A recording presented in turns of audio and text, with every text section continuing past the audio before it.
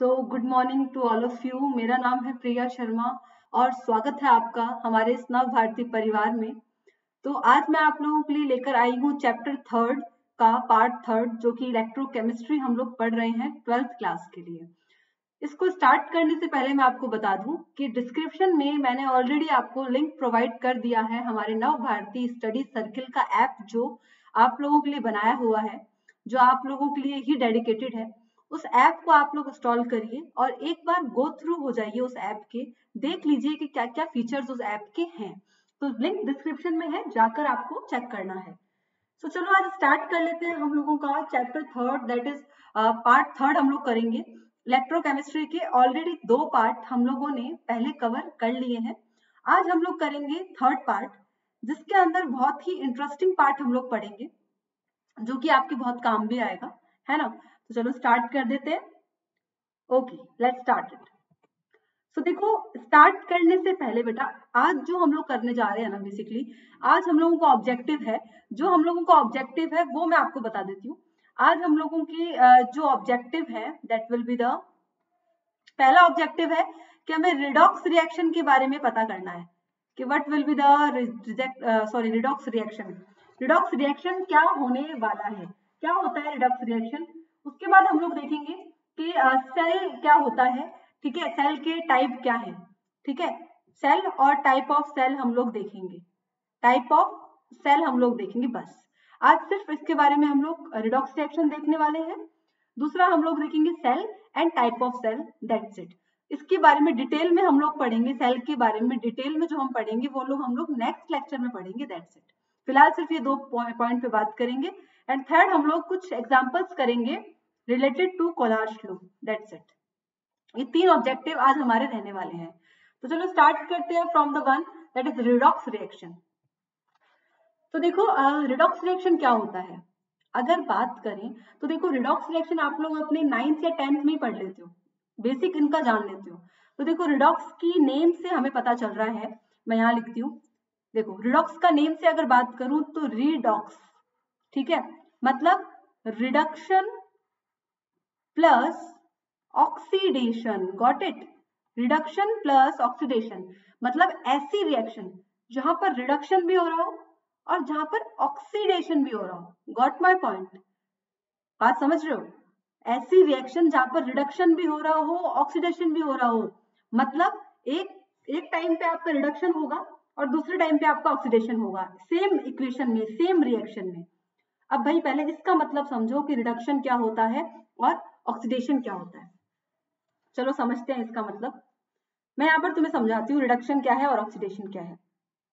वैसे तो मैं तुम्हें डिटेल में बताऊंगी, बट अभी एक बार हल्के से समझो कि देखो रिडक्शन का मतलब होता है, सिंपल सा मतलब, गेन ऑफ इलेक्ट्रॉन्स, बस जो इलेक्ट्रॉन को पाने के लिए भूखा हो, बस समझ रहे हो। Gain of electron means to से रिडक्शन। ऑक्सीडेशन की बात करूं, ऑक्सीडेशन की यहाँ बात करूं तो क्या होगा ऑक्सीडेशन का मतलब। ऑक्सीडेशन का मतलब होता है लॉस ऑफ इलेक्ट्रॉन्स, जो कि इलेक्ट्रॉन्स को दान कर दे खत्म करने, इसको हम बोलेंगे ऑक्सीडेशन। तो देखो तुम्हारे याद रखने के लिए बताऊं, ऑक्सीडेशन का मतलब होता है दाता और रिडक्शन का मतलब होता है मंगता, समझ रहे हो। जो मांगता है, जो इलेक्ट्रॉन को मांगता है उसका रिडक्शन होता है, जो इलेक्ट्रॉन को लूज करता है, देता है, उसका ऑक्सीडेशन होता है, that's it. It is the simple, how can I explain you, that's it. बहुत सिंपल है ये, गॉट इट, डन। आगे चलते हैं। अब हम लोग बात कर लेते हैं, हम लोगों ने बेसिक्स देख लिए कि रिडक्शन क्या होता है, ऑक्सीडेशन क्या होता है। अब हम लोग ये जान लेते हैं कि केमिकल लाइक रिडॉक्स रिएक्शन का डेफिनेशन क्या है ना, what will be the definition of redox reaction. तो देखो chemical reaction involve oxidation and reduction process called redox reaction. देखो रिडॉक्स हमने पढ़ लिया, रिडॉक्स का मतलब होता है जहां पर रिडक्शन और ऑक्सीडेशन दोनों साथ में होगा। तो ये केमिकल रिएक्शन में कैसे यूज होगा, तो देखो ऐसी केमिकल रिएक्शन जहां पर ऑक्सीडेशन और रिडक्शन दोनों इन्वॉल्व हो, दोनों की दोनों प्रोसेस उसके अंदर होनी चाहिए, उसको हम बोलेंगे क्या, redox reaction, that's it. Further देखो रिडॉक्स रिएक्शन में क्या होता है, जहां पर केमिकल रिएक्शन के अंदर ट्रांसफरेंस हो इलेक्ट्रॉन का from reducing agent to oxidizing agent, that's it. मतलब कि रिडॉक्स रिएक्शन के अंदर क्या होता है, इलेक्ट्रॉन का ट्रांसफर होता है, इलेक्ट्रॉन दिया जाता है। जैसे जैसे मैंने तुम्हें बताया था कि रिडॉक्स रिएक्शन के अंदर ये दोनों प्रोसेस होता है, ऑक्सीडेशन का प्रोसेस भी और रिडक्शन का प्रोसेस भी होता है, ठीक है। तो ऑक्सीडेशन का मतलब लूज किया है इलेक्ट्रॉन को, रिडक्शन का मतलब गेन किया है इलेक्ट्रॉन को। तो जिस रिडॉक्स रिएक्शन का सिंपल सा मतलब हो गया कि किसी भी केमिकल रिएक्शन में अगर ट्रांसफर हो रहा है इलेक्ट्रॉन का, कौन कर रहा है ट्रांसफर इलेक्ट्रॉन का, ऑक्सीडेशन से रिडक्शन की तरफ, या मैं बोल देती हूँ reducing agent to oxidizing agent, that's it. अब तुम्हारे यहाँ पर एक और टर्म आती है कि मैम रिड्यूसिंग एजेंट कौन होते हैं, बोलोगे ना कि मैम बताइए रिड्यूसिंग एजेंट क्या होता है, और दूसरा बताइए कि ऑक्सीडाइजिंग एजेंट क्या होता है, what will be the reducing agent and oxidizing agent. तो सिंपल सा मतलब है, समझो इस बात को, जो ऐसा एजेंट जो कि खुद ऑक्सीडाइज हो जाए और दूसरे को रिड्यूस कर दे। देखना अब मैं यहाँ पर डेफिनेशन बताऊंगी तुम्हें, पहले मैं एक काम करती हूँ, तुम्हें रिड्यूसिंग एजेंट की डेफिनेशन बताती हूँ, so that you can understand easily, okay, so that you can understand easily, okay. चलो बताती हूँ तुम्हें अच्छी तरीके से। यस, मैं नेक्स्ट पेज पे तुम्हें ढंग से बताती हूँ ताकि तुम्हें समझ में आए। चलो इधर हम लोग इतना ही रखते हैं, नेक्स्ट पेज पे चलते हैं, फिर मैं तुम्हें बताती हूँ। इधर देखो, अब इधर देखोगे, पहले मैं तुम्हें बताऊंगी रिड्यूसिंग एजेंट क्या होता है, ठीक है। चलो क्या होता है रिड्यूसिंग एजेंट, समझना। रिड्यूसिंग एजेंट का मतलब होता है जो, रिड्यूसिंग एजेंट का मतलब सिंपल सा मतलब होता है कि ऑक्सीडेशन खुद का हो जाए, ऑक्सीडेशन तो हो जाए खुद का, मतलब ऑक्सीडेशन इटसेल्फ, समझ रहे हो, ब्रैकेट में लिख दिया इटसेल्फ, ऑक्सीडेशन हो जाए खुद का, एंड रिड्यूस कर दे, रिड्यूस द अदर स्पीसीज, बस स्पीसीज कर दो, दैट्स इट, ठीक है। मतलब खुद तो हो जाता है ऑक्सीडेशन और दूसरे का हो जाता है रिड्यूस। यहां लिख देती हूं, जो खुद का ऑक्सीडेशन करे, जो खुद का ऑक्सीडेशन करे एंड दूसरे को रिड्यूस्ड करे, दैट्स इट। बात आ गई समझ में। रिड्यूसिंग एजेंट का मतलब बहुत बच्चे मतलब लाइक है ना कंफ्यूज हो जाते हैं कि मैम क्या है रिड्यूसिंग एजेंट, क्या होता है। तो बेटा कंफ्यूज नहीं होना, जो खुद को ऑक्सीडेशन कर दे, जिसका जो खुद का ऑक्सीडेशन कर दे और दूसरे को रिड्यूस करे, that is called reducing agent.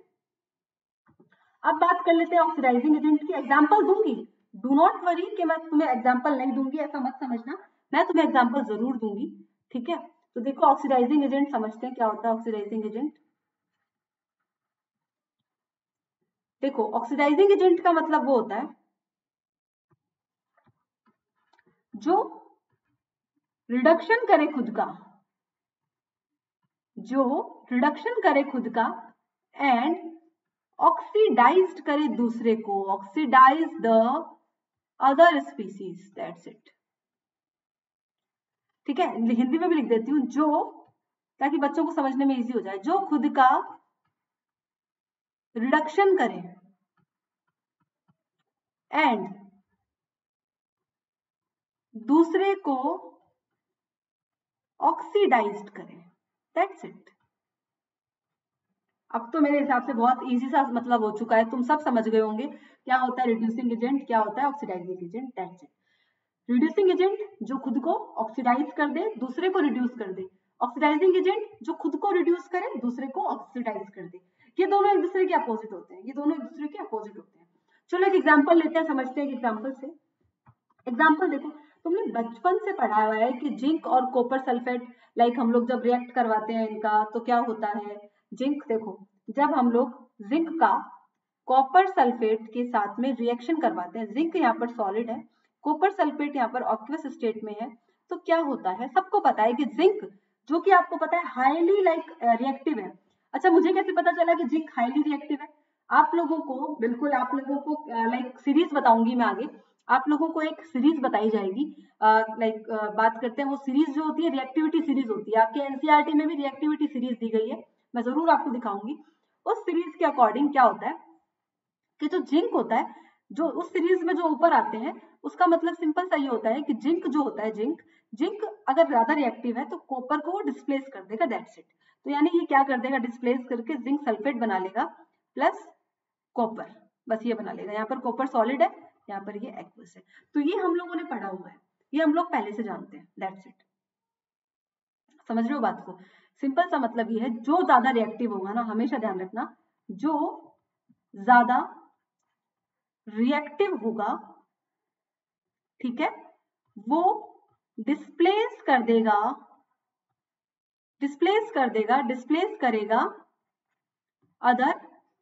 Other species को उसके कंपाउंड से, दैट्स इट, उसके कंपाउंड से। देखो मैं हिंदी का भी यूज कर रही हूँ ताकि उन बच्चों को समझ में आए जिनको इंग्लिश में समझ में नहीं आता है। तो जो ज्यादा रिएक्टिव होगा वो डिस्प्लेस करेगा अदर स्पीसीज उसके कंपाउंड से, अदर स्पीसीज को उसके कंपाउंड से, दैट्स इट। Got it? ये मैंने तुम्हें समझाने के लिए लिखवाया है, सिंपल सा मतलब है, समझ लो इसको। तो ध्यान रखना, जिंक ज्यादा रिएक्टिव होता है कॉपर से, ठीक है। ये मैं तुम्हें रिएक्टिविटी सीरीज भी बताऊंगी, नेक्स्ट सेशन में तुम्हें रिएक्टिविटी सीरीज बताऊंगी, उसमें तुम्हें और ढंग से समझ में आएगा। तो ध्यान, सिर्फ यहाँ पर इतना समझो कि जिंक जो होता है वो कॉपर से ज्यादा रिएक्टिव होता है, तो जो ज्यादा रिएक्टिव होगा वो डिस्प्लेस कर सकता है, उसमें हिम्मत है किसी दूसरे को हटाने की, बस। तो जिंक की हिम्मत है। तो सिंपल सा मतलब, अब मुझे बताओ यहाँ पर ऑक्सीडेशन क्या हो रहा है, रिडक्शन क्या हो रहा है। तो देखो यहाँ पर क्या हो रहा है, मैं तुम्हें एक चीज बताती हूँ, चलो पेन चेंज करती हूँ, देन तुम्हें बताती हूँ। अच्छा तुम्हें एक चीज और बताती हूँ, जो रिडक्शन ऑक्सीडेशन होता है ना, एक और डेफिनेशन होती है उसकी, रिडक्शन और ऑक्सीडेशन की एक और डेफिनेशन होती है उसकी, यहाँ समझाती हूँ, फिर तुम्हें मैं इसमें बताऊंगी। तो देखो रिडक्शन की बात करें, हमें पता है कि गेन ऑफ इलेक्ट्रॉन रिडक्शन होता है, तो हमेशा ध्यान रखना, हम रिडॉक्स रिएक्शन का पता ऑक्सीडेशन स्टेट से भी लगा सकते हैं। तो जिसका भी ऑक्सीडेशन स्टेट अगर घटता है तो उसका हम बोलेंगे रिडक्शन हो गया। ऑक्सीडेशन किसका होगा,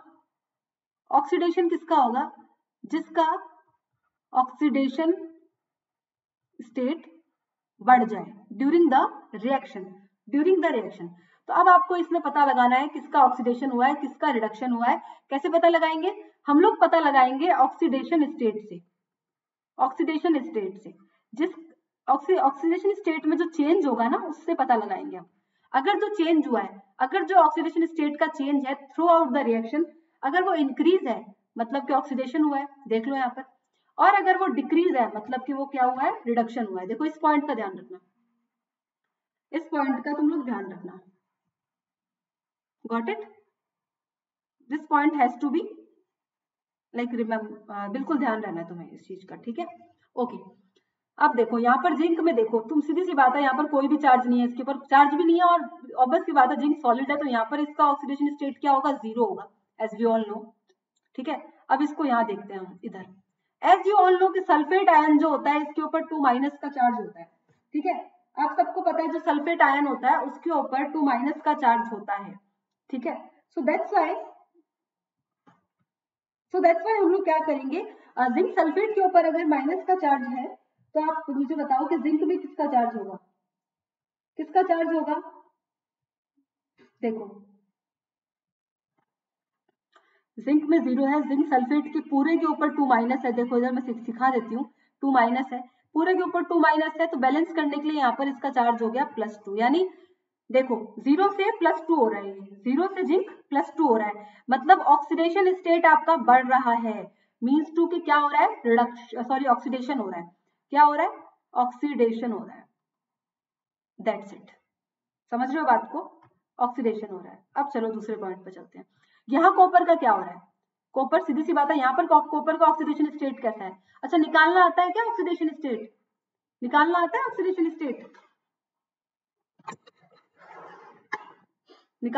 क्या ऑक्सीडेशन स्टेट, देखो यहाँ पर निकलवा देती हूँ तुम्हें अगर नहीं आए तो। जैसे मान लो कॉपर सल्फेट है, ठीक है, तो कॉपर सल्फेट का तुम्हें पता होना चाहिए सल्फेट आयन पर 2- होता है, तो बैलेंस करने के लिए यहाँ पर +2 होगा, तो इसका मतलब कॉपर सल्फेट में कॉपर का ऑक्सीडेशन स्टेट +2 होता है, दैट्स इट। तो देखो यहाँ पर इसका ऑक्सीडेशन स्टेट है +2, ठीक है। अब यहाँ चलते हैं इधर, यहाँ है 0, मतलब +2 से 0 जा रहा है, मतलब ऑक्सीडेशन स्टेट क्या हो रहा है, कम हो रहा है, मतलब कि क्या हो रहा है, रिडक्शन हो रहा है। That's it. बात आगे समझ में, क्या हो रहा है, रिडक्शन हो रहा है। That's it. आ गई, कंफर्म है, क्लियर। तो अब मैं देखती हूँ अब किसका किसका रिडक्शन हो रहा है, बताओ। ऑक्सीडेशन हो रहा है जिंक का, रिडक्शन हो रहा है कॉपर का। ठीक है, ऑक्सीडेशन हो रहा है जिंक का, रिडक्शन हो रहा है कॉपर का। That's it. चलो अब मैं तुम्हें पूरा एक ढंग से लिखवा देती हूँ कि क्या क्या असलियत में क्या हो रहा है। लाइक ऑक्सीडेशन किस साइड हो रहा है, रिडक्शन किस साइड हो रहा है, ढंग से लिखते हैं। ऑक्सीडेशन देखो कैसे हो रहा है, जिंक था, जिंक यहाँ पर सॉलिड था, टेढ़ा जा रहा है ये ना, इसको सीधा करते हैं बस। चलो हाँ, जिंक था, जिंक ने क्या किया, जिंक प्लस बना लिया, जिंक प्लस बना लिया इलेक्ट्रॉन देकर, जिंक 2+ बना लिया इसने, 2 इलेक्ट्रॉन दे दिए। तो मतलब इसने क्या किया, इलेक्ट्रॉन का लॉस किया है, मतलब इसका ऑक्सीडेशन हुआ है। बात करते हैं रिडक्शन का, बात करते हैं रिडक्शन का। रिडक्शन में आप देखोगे कॉपर 2+ था, देखो यहाँ पर देखो कॉपर 2+ था, कॉपर 2+ था, इसने 2 इलेक्ट्रॉन लिए और क्या बना लिया, कॉपर सॉलिड बना लिया। मतलब यहाँ पर इसने इलेक्ट्रॉन गेन किया है, इसका रिडक्शन हो गया। यहाँ पर इलेक्ट्रॉन इसने लूज किया है, इसका ऑक्सीडेशन हो गया। That's it. अब तो किसी को कोई डाउट नहीं है, अब तो कोई डाउट नहीं है ना, कोई भी डाउट नहीं है किसी भी चीज का। चलें आगे, समझ में आ गया ऑक्सीडेशन क्या होता है, रिडक्शन क्या होता है। चलो अब तुम्हें कुछ एग्जाम्पल करवा दिए जाएं ऑक्सीडेशन और रिडक्शन से संबंधित, ताकि तुम्हारे जो दिमाग के दरवाजे हैं और खुल जाएं। ठीक है, तो चलो, सबको पता है ऑक्सीडेशन रिडक्शन क्या होता है। चलो एक एक एग्जाम्पल ले लेते हैं, बहुत सारे एग्जाम्पल लेंगे हम लोग यहाँ पर। पहला एग्जाम्पल लेते हैं, पहले मैं ऑक्सीडेशन का एग्जाम्पल लेती हूँ कि ऑक्सीडेशन कहाँ कहाँ होता है। पहले मैं एग्जाम्पल लेती हूँ कि ऑक्सीडेशन कहाँ कहाँ होता है। ठीक है, देखो सबसे पहला एग्जाम्पल तो आपको मैंने बता दिया, जिंक वाला ही है। ठीक है, सबसे पहला एग्जाम्पल तो आपको मैंने बता दिया है, जिंक वाला है। चलो करते हैं।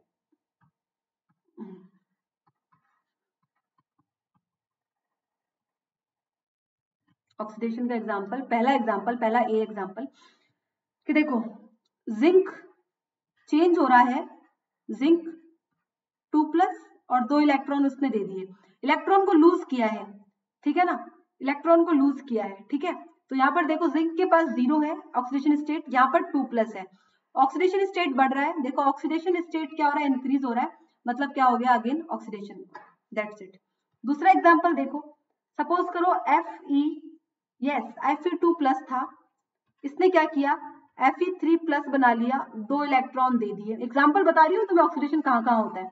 यहाँ देखो, यहाँ पर इसके पास 2+ थे ऑक्सीडेशन स्टेट, यहाँ जाने के बाद 3+ हो गया, इंक्रीज हो गया ऑक्सीडेशन स्टेट, मतलब क्या हो गया, रिडॉक्स रिएक्शन हो गया, मतलब ऑक्सीडेशन हो गया, सॉरी, है ना। सी एग्जाम्पल देखो, Mn+2 था, Mn+2 था, यहाँ जाने के बाद हो गया Mn+7 और 5 इलेक्ट्रॉन इसने लूज कर दिए। यहाँ पर क्या हो रहा है, देखो इलेक्ट्रॉन लूज कर रहा है, लूज कर रहा है मतलब ऑक्सीडेशन हो रहा है। यहाँ देखो +2 था, यहाँ पर +7, 5 यानी 5 बढ़ गया है, दैट इज ऑक्सीडेशन स्टेट क्या हो गया है, ऑक्सीडेशन स्टेट बढ़ गया है। सो दैट इन सबका क्या हो गया, ऑक्सीडेशन। तो ये सब एग्जाम्पल है ऑक्सीडेशन के। अब मैं एग्जाम्पल ले देती हूँ रिडक्शन के, अब एग्जाम्पल लिख देते हैं हम रिडक्शन के। पहला देखो, मान लो मैग्नीज जो है +7 ऑक्सीडेशन स्टेट थी उसकी, उसने 5 इलेक्ट्रॉन गेन किए और क्या बना लिया, Mn2+। अच्छा ये बात तो सबको पता है ना कि इलेक्ट्रॉन गेन करते हैं तो ऊपर लाइक जितने इलेक्ट्रॉन गेन किए, सपोज करो इसने 5 इलेक्ट्रॉन गेन किए, इसके पास 7 ऑक्सीडेशन स्टेट था, तो 7 में से 5 घटेगा और 2+ बचेगा। पता है ना कि इलेक्ट्रॉन गेन करने से ऊपर पॉजिटिव का साइन बढ़ता है और नेगेटिव का साइन कम होता है। That's it. चलो ठीक है, अब यहाँ पर देखो, यहाँ +7 था, इधर +2 हो गया, ऑक्सीडेशन स्टेट कम हो गया, दैट इज रिडक्शन हो गया। दूसरा एग्जांपल देख लो, जैसे मान लो Fe3+ था, एक इलेक्ट्रॉन लिया और बना लिया Fe2+। ऑक्सीडेशन स्टेट देखो आयरन का Fe3+ था, यहाँ पर देखा तो Fe2+ बचा, ऑक्सीडेशन स्टेट कम हो गया, मीन्स टू से रिडक्शन हो गया। एग्जाम्पल देखो, कॉपर 2+ था, 2 इलेक्ट्रॉन लिए और क्या बना लिया, कॉपर सॉलिड बना लिया।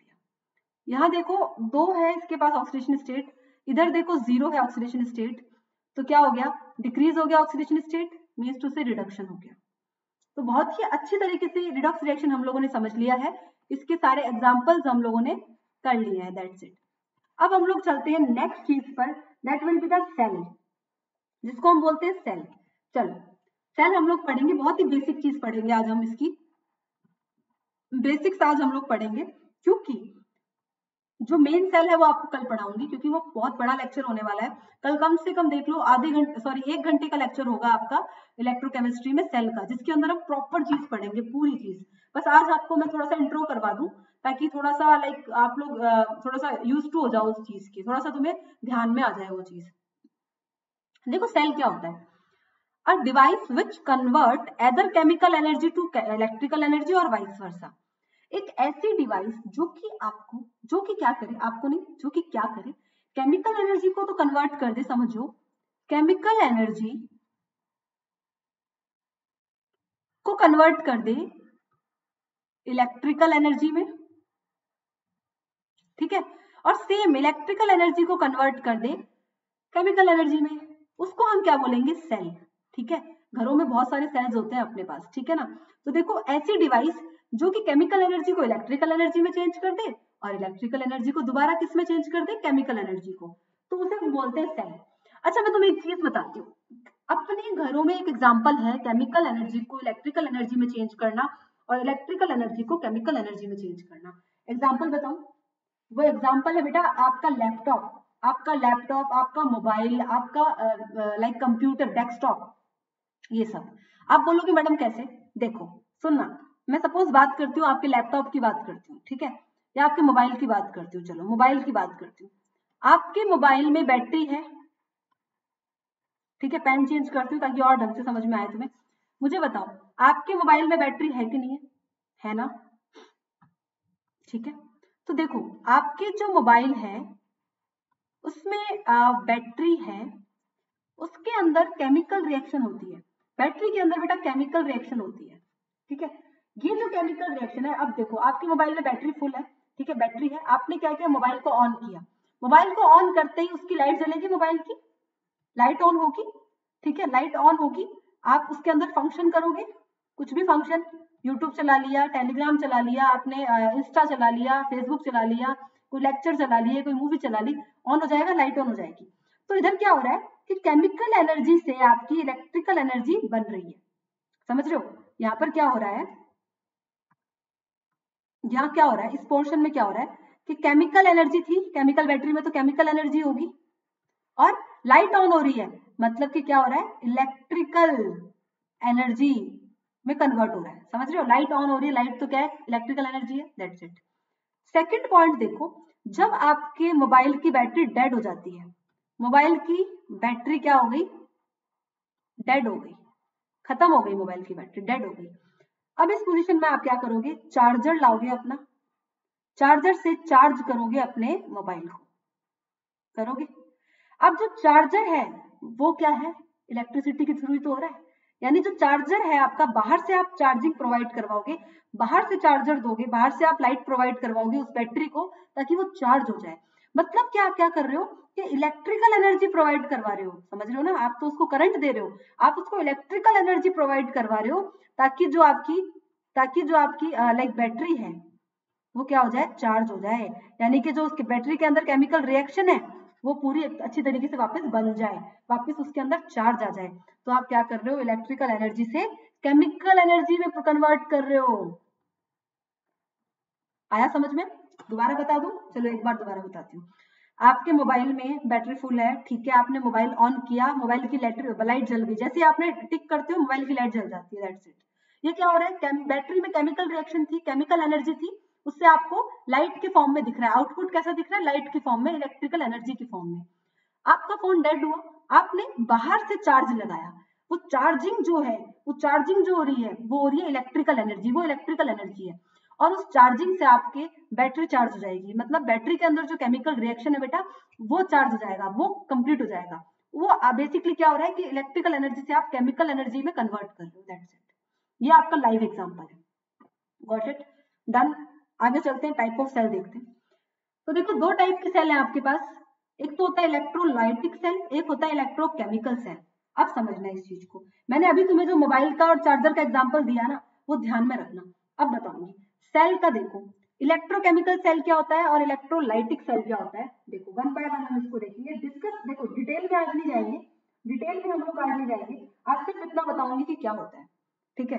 तो देखो इलेक्ट्रोकेमिकल सेल का मतलब होता है जो कि केमिकल एनर्जी, इलेक्ट्रोकेमिकल, जो कि केमिकल एनर्जी को कन्वर्ट कर दे इलेक्ट्रिकल एनर्जी में, दैट्स इट।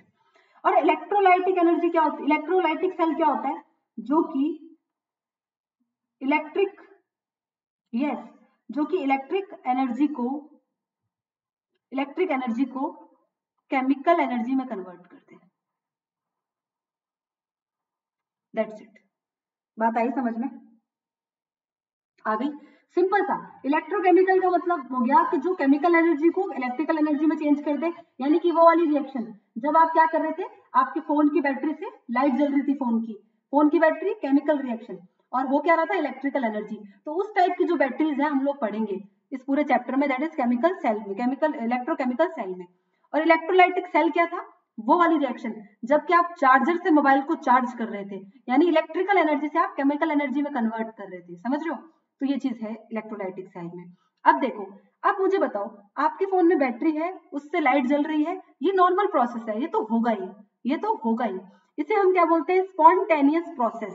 स्पॉन्टेनियस प्रोसेस होता है, देखो सिंपल से समझो, इसको हम बोलेंगे स्पॉन्टेनियस प्रोसेस, यानी वो प्रोसेस जो स्वतः ही हो जाए, जो अपने आप हो जाए, उसको हम बोलते हैं स्पॉन्टेनियस प्रोसेस। लेकिन आप एक बात बताओ, लेकिन जो इलेक्ट्रोलाइटिक सेल होता है ना, ये प्रोसेस होता है नॉन स्पॉन्टेनियस प्रोसेस, जो कि खुद नहीं होता, हमें करवाना पड़ता है। समझाती हूँ कैसे। आपके फोन में बैटरी है, फोन में लाइट जलेगी, ऑफ कोर्स सी बात है, ये तो स्वतः ही होने वाली प्रोसेस है। लेकिन जब आपका फोन डेड हो गया, तो क्या वो खुद ब खुद चार्ज हो जाएगा क्या, नहीं ना, आपको बाहर से खुद चार्ज लगाना पड़ेगा ना, मतलब आपको वो प्रोसेस करवानी पड़ेगी। तो मीन्स टू से इलेक्ट्रोलाइटिक सेल के अंदर नॉन स्पॉन्टेनियस प्रोसेस होती है, दैट्स इट, जो कि खुद नहीं होती, हमें करवानी पड़ती है। हमने मोबाइल में खुद चार्ज लगाया था, खुद नहीं वो अपने आप चार्ज हो गया था, बैटरी खुद चार्ज नहीं हो गई थी मोबाइल की, हमने खुद उसमें आगे से चार्जर लगा के और उसको चार्ज किया था। मतलब ये नॉन स्पॉन्टेनियस प्रोसेस है, खुद होने वाली प्रोसेस नहीं है। जबकि अगर मोबाइल के अंदर बैटरी है तो खुद ही मतलब लाइट जला देगी, तो that is called spontaneous process, that's it. अब एक चीज तुम्हारी खुशखबरी ये है तुम्हारे लिए कि तुम्हें इस पूरे चैप्टर में जो कि तुम्हारे कोर्स में है बोर्ड 2021 में, जो तुम्हारे नॉर्म्स में, तुम्हारे सिलेबस में है आपकी बार, वो है इलेक्ट्रोकेमिकल सेल।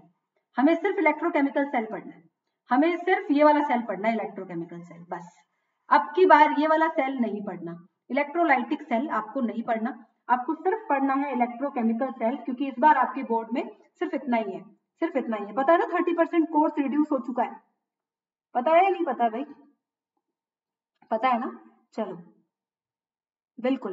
तो अब की बार आपको सिर्फ इलेक्ट्रोकेमिकल सेल पढ़ना है, यही सेल पढ़ना है, तो ध्यान रखना, इसको अच्छी तरीके से पढ़ेंगे। इसके अंदर नेक्स्ट आएगा गैल्वेनिक सेल वगैरह, तो वो हम लोग कल करेंगे, आज तो सिर्फ बेसिक्स में मुझे तुम्हें बताने थे। चलो अब हम लोग एक काम करते हैं, एग्जाम्पल्स कर लेते हैं। ये कोलार्श लॉ पे डिपेंडेंट क्वेश्चन है, जो पिछले लेक्चर में मैं आपको नहीं करवा पाई थी। कोलार्श लॉ पे डिपेंडेंट क्वेश्चन है, चलो कर लेते हैं, दो क्वेश्चन है, कर लेते हैं। क्वेश्चन क्या कह रहा है, आपको बताना है स्टैंडर्ड इलेक्ट्रोड पोटेंशियल बताना है कैल्शियम क्लोराइड का एंड मैग्नीशियम सल्फेट का from the data given in table 3.5। आपको मैंने टेबल दिया, देखो इसका टेबल का नाम है टेबल 3.5, ठीक है ना। इस टेबल में आपको सबके लैम्डा नॉट की वैल्यू दे रखी है। पता है ना लैम्डा नॉट क्या होता है, आयनिक इलेक्ट्रोड पोटेंशियल जो सॉरी आयनिक मोलर कंडक्टिविटी जिसको हम बोलते हैं, ठीक है। तो क्वेश्चन में क्या बोला, पहले क्वेश्चन को पढ़ो, फिर हम लोग देखते हैं क्या कर सकते हैं आगे। देखो क्वेश्चन बोल रहा है the conductivity of 0. Sorry, question बोल रहा है, पहला question, calculate electrode standard electrode potential of calcium chloride and magnesium sulphate from the data given in the table 3.4, ठीक है। अब वी नो दैट, अब बस खत्म, ये इसने इतना ही बोला है, क्वेश्चन सिर्फ इतना ही है, क्वेश्चन सिर्फ इतना ही है बेटा। क्वेश्चन क्या बोल रहा है, क्वेश्चन बोल रहा है भाई आप कैल्शियम क्लोराइड का ये बोल रहा है कि आप कैल्शियम क्लोराइड का और मैग्नीशियम सल्फेट का आपको निकालना है standard electrode potential, that's it. और आप लोगों को वैल्यू देखनी है इससे रिलेटेड, कौन से टेबल में, 3.4 में, इस वाले टेबल में आपको वैल्यू देखनी है। तो चलो पहले सॉल्व करते हैं। मुझे बताओ लिमिटिंग मोलर कंडक्टिविटी हम लोग कैसे निकालते हैं। सिंपल देखो, ई नॉट एम का मतलब क्या है भाई, ई नॉट एम का मतलब क्या है आपका, क्या है भाई ई नॉट एम का मतलब, सिंपल सा मतलब है भाई ई नॉट एम का, आपको लिमिटिंग मोलर कंडक्टिविटी निकालनी है। ई नॉट एम यानी limiting molar conductivity, that's it. ठीक है, तो देखो लिमिटिंग मोलर कंडक्टिविटी का क्या होता है कोलार्स लॉ में, कैसे निकालते हो, बताया था ना। लिमिटिंग मोलर कंडक्टिविटी पूरे सॉल्यूशन की, दैट इज कैटायन की मोलर कंडक्टिविटी और एनायन की मोलर कंडक्टिविटी। देखो इधर CaCl2 को कैसे टूटेगा, ये Ca2 प्लस 2Cl माइनस, बताया था ना, मैंने ट्रिक बताई थी आपको कि आपको पता है कैल्शियम का कितना होता है चार्ज, +2, Cl का -1, लेकिन ये 2 है तो ये आगे आ जाएगा, इस तरीके से टूटेगा।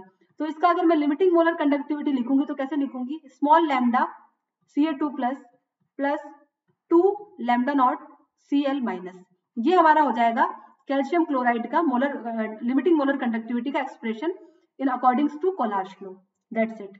अब आपको क्या करना है, कैटायन की लिमिटिंग मोलर कंडक्टिविटी टेबल में से पता करनी है, इस एनायन की लिमिटिंग मोलर कंडक्टिविटी आपको टेबल में से पता करनी है। तो चलो देखते हैं।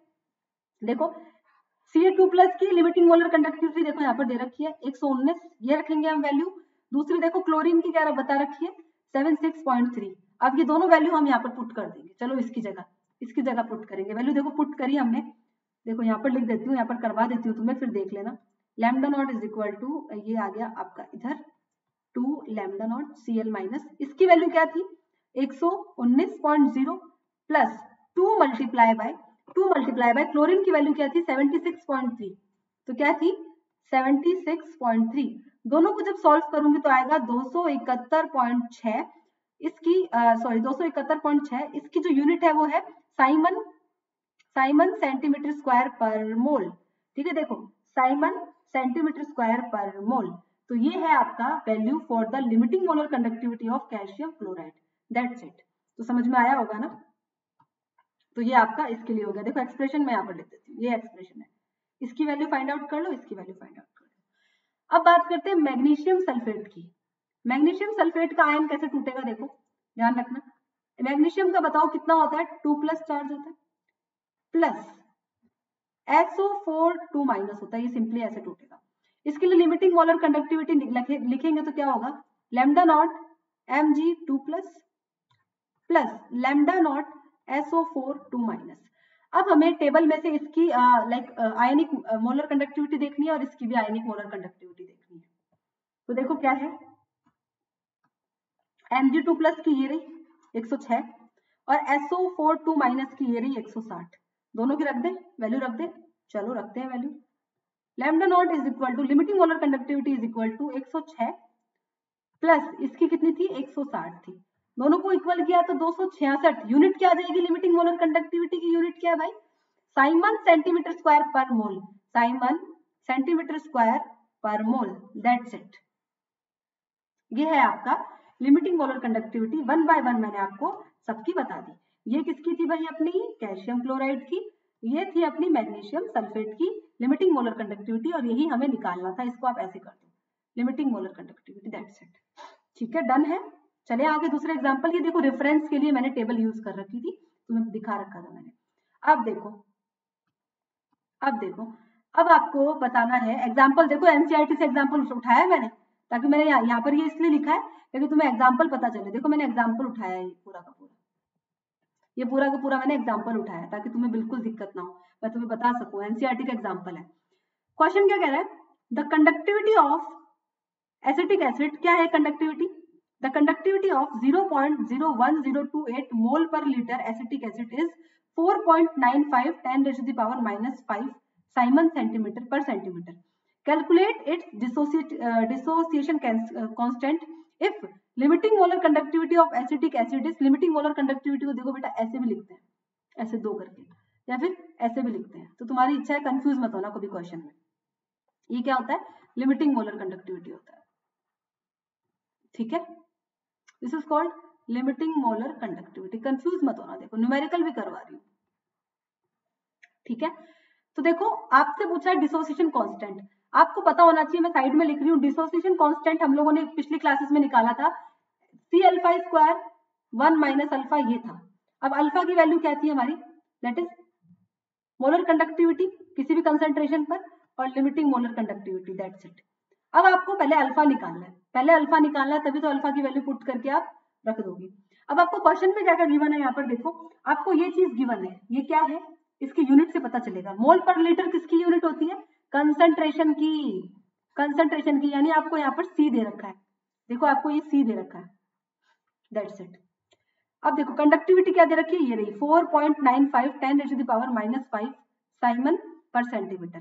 साइमन पर सेंटीमीटर यूनिट होती है कंडक्टिविटी की, और ये है अपना कप्पा, ये है अपना कप्पा, दैट्स इट, कप्पा, ठीक है। और ये अपना क्या है, लिमिटिंग मोलर कंडक्टिविटी है।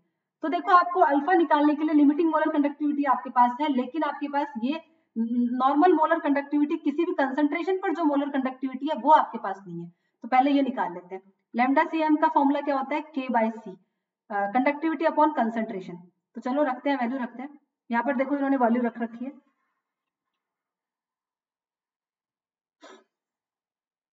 फॉर्मूला देख लो। फॉर्मूला अगर लाइक लीटर में सेंटीमीटर, सॉरी लीटर में लीटर में सेंटीमीटर वगैरह हो तो देखो क्या होता है, फॉर्मूला देखो क्या होता है, लैम्डा लाइक मोलर कंडक्टिविटी किसी भी कंसंट्रेशन पर, उसका फॉर्मूला होता है के अपॉन सी मल्टीप्लाई बाय 1000। ये 1000 क्यों लगाते हैं अपन, जब हमें लीटर को पर सेंटीमीटर स्क्वायर में, लीटर को सेंटीमीटर क्यूब में चेंज करना होता है। लाइक हमारे पास कोई भी वैल्यू आ जाए, जैसे कि हमारे पास कंडक्टिविटी सेंटीमीटर में आ गई, ठीक है। अब हमारे पास जबकि कंसंट्रेशन तो लीटर में है, हमें चेंज करना है सेंटीमीटर को लीटर में या लीटर को सेंटीमीटर में, तो उसके लिए हम 1000 लगा देते हैं। तो बस ऐसे करके हमें कोई इशू नहीं आता, हम डायरेक्ट वैल्यू पुट करेंगे, हमें कोई टेंशन नहीं है। देखो लैम्डा लाइक मोलर कंडक्टिविटी की क्या वैल्यू आएगी, कप्पा कितना है आपका, ये रहा 4.95 10⁻⁻⁵ अपॉन आपका ये कंडक्टिविटी कितनी है, देखो ऊपर लिखी है मैंने 0.001028 मल्टीप्लाई बाय 1000, दैट्स इट। अब जो वैल्यू आएगी वो सेंटीमीटर लाइक में आ जाएगी, सेंटीमीटर में आ जाएगी, कोई दिक्कत वाली बात नहीं है। देखो 1 लीटर इज इक्वल टू कितना होता है, 1000 सेंटीमीटर क्यूब भाई, इसलिए मैंने यहाँ पर 1000 से मल्टीप्लाई किया, ताकि कंसंट्रेशन की जो लीटर है वो हम उसको बात कन्वर्ट कर दें सेंटीमीटर क्यूब में, दैट्स इट। इसको सॉल्व करोगे तो आएगा 48.19 साइमन सेंटीमीटर स्क्वायर पर मोल, दैट्स इट, जो कि यहाँ पर आ रखा है, ठीक है। ये आपका है। अब इसको मिटा देती हूँ, मैंने आपको बता दिया क्या फॉर्मूला होगा, फॉर्मूला फिर भी मैं साइड में लिख दूंगी ताकि किसी को कंफ्यूजन ना हो किसी भी तरीके का, ठीक है। तो देखो यहाँ मैं लिख भी देती हूँ, मोलर कंडक्टिविटी का फॉर्मूला होता है K multiply by 1000 upon C concentration, that's it. ये पुट करके मैंने ये वाली वैल्यू निकाल दी। अब कुछ नहीं करना, अब हमें अल्फा की वैल्यू निकालनी है, क्योंकि हमारे पास लिमिटिंग मोलर कंडक्टिविटी भी है और हमारे पास molar conductivity at any concentration वो भी है। देखो ये रही molar conductivity at any concentration, और लिमिटिंग मोलर कंडक्टिविटी हमारे पास ये रही। वैल्यू पुट करी दोनों की, आंसर आया 0.1233, ये हमारे पास आ गया अल्फा का। अब हमें क्या करना है, k is equal to C alpha square 1 minus alpha, क्योंकि k हमारा क्या है, k हमारा है dissociation constant, dissociation constant, value उसी की निकालनी थी। कंसंट्रेशन की वैल्यू हमारे पास पता है, ये रही, पुट कर देंगे यहाँ पर, ये पुट कर दी। अल्फा स्क्वायर की वैल्यू देखो यहाँ से लेकर अल्फा स्क्वायर 1 माइनस अल्फा, ये रही। इसको सॉल्व करोगे तो आएगा 1.78 10⁵ मोल पर लीटर। ये आपका हो गया डिसोसिएशन कांस्टेंट, जो कि हमें एक्चुअली में निकालना था, ठीक है। तो जितने भी फॉर्मूले काम में आ रहे थे मैंने यहाँ पर साइड में लिख दिए। तो ये हमारे पास दोनों क्वेश्चंस थे, हमने कोलार्स लो कर दोनों न्यूमेरिकल्स कर लिए हैं, एग्जाम में आते हैं बेटा, इसलिए मैं तुम्हें करवा रही हूँ, ठीक है। तो चलो थैंक यू सो मच ये पूरा का पूरा सेशन अटेंड करने के लिए। क्या क्या किया आज हमने, आज हम लोगों ने किया रिडॉक्स रिएक्शन के बारे में पढ़ा, क्या होता है रिडॉक्स रिएक्शन, क्या होता है हमारा ऑक्सीडेशन और रिड्यूसिंग एजेंट और ऑक्सीडेशन एजेंट, सब चीज हमने पढ़ ली। हम लोगों ने सेल के बारे में बेसिक जान लिया, कितने टाइप का होता है, इलेक्ट्रोलाइटिक और इलेक्ट्रोकेमिकल, दोनों जान लिए। पढ़ना कौन सा है हमें through out the syllabus, electrochemical cells पढ़ने हमें, जिसके अंदर गैल्वेनिक सेल हम लोग कल पढ़ेंगे, और हमने कुछ कोलार्स लो के न्यूमेरिकल्स किए, दैट्स इट। तो आज के सेशन में सिर्फ इतना ही, कोई भी डाउट हो आप कमेंट सेक्शन पर कमेंट कर सकते हो। So thank you so much इस सेशन को अटेंड करने के लिए, ठीक है। अपना ध्यान रखिएगा, पढ़ाई करिएगा, बाय बाय।